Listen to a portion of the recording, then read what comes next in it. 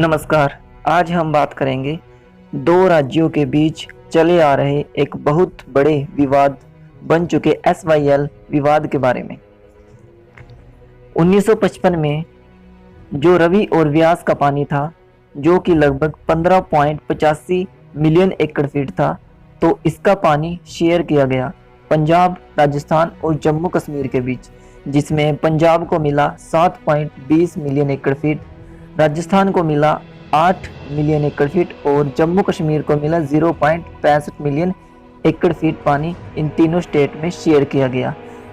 जम्मू कश्मीर को इतना कम पानी इसलिए दिया गया क्योंकि वहां पर पानी के पहले से ही बहुत ज़्यादा रिसोर्स। 1966 में हरियाणा अलग हो जाता है। जैसा कि आपको पता है, पंजाब से हरियाणा जब अलग हुआ तो इनमें पानी बराबर बांटने की बात कही गई। तो फिर गवर्नमेंट ऑफ इंडिया ने एक नोटिफिकेशन जारी किया 24 मार्च 1976 को, और उसमें यह कहा गया कि हरियाणा को जो पानी का हिस्सा होगा वो होगा 3.5 मिलियन एकड़ फीट और बाकी का 3.7 पंजाब को रहेगा। तो जो पानी पंजाब से हरियाणा में पहुंचाना है उसके लिए एक केनाल का नक्शा तैयार किया गया, जो इसके लिए यह सुनिश्चित किया गया कि 212 किलोमीटर का ये केनाल होगा, जिसमें 122 किलोमीटर पंजाब में और 90 किलोमीटर हरियाणा में हो। हरियाणा को पानी की बहुत ज़्यादा आवश्यकता थी, जिसको लेकर हरियाणा सरकार ने 1980 तक अपने हिस्से की केनाल का निर्माण कार्य पूरा कर दिया। लेकिन मुसीबत यह थी कि पंजाब ने अभी तक केनाल का कार्य शुरू ही नहीं किया था। पंजाब कहीं ना कहीं इस विचार में था कि हम इसको पानी नहीं देना चाहते। तो फिर सेंटर ऑफ गवर्नमेंट ने 1981 में एग्रीमेंट करवाया। जो पानी है रवि और व्यास का, उसे दोबारा से रीएलोकेट करने की बात कही गई, और इसी को देखते हुए 1982 में सतलुज यमुना लिंक SYL को शुरू किया गया।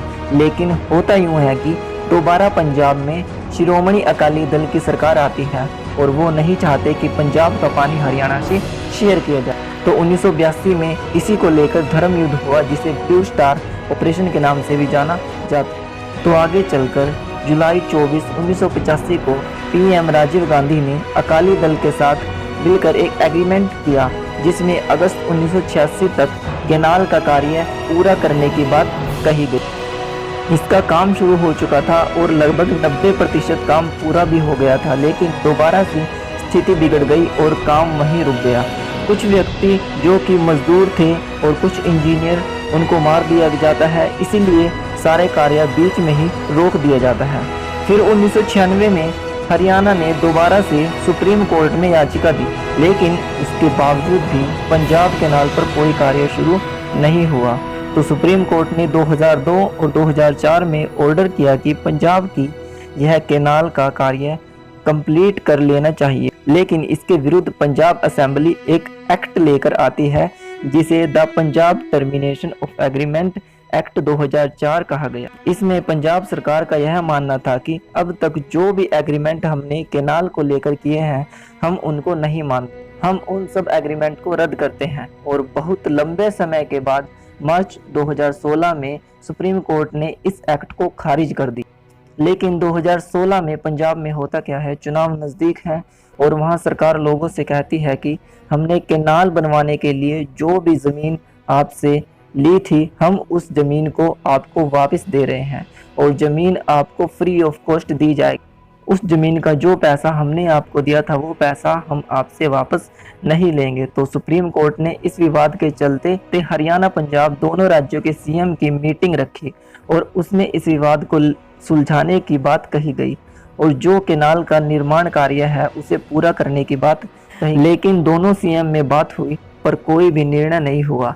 बात जैसे लटकी थी वैसे ही लटकी रही और उम्मीद है आगे ऐसी ही मीटिंग होने के आसार हैं, पर निर्णय सकारात्मक हो तो दोनों राज्यों का भला हो सके, दोनों राज्यों की जनता खुश रह सके। दोनों राज्यों की सरकारों से यह उम्मीद करते हैं कि इस केनाल के मुद्दे को राजनीतिक दृष्टि से न देखकर सामाजिक दृष्टि से भी देखा जाए और इस मुद्दे को जल्दी से जल्दी सुलझाया जाए। अगर आपको ये वीडियो अच्छी लगी हो तो प्लीज़ इसे शेयर कर दीजिएगा। हमसे जुड़ने के लिए हमारे चैनल को सब्सक्राइब कर लीजिएगा।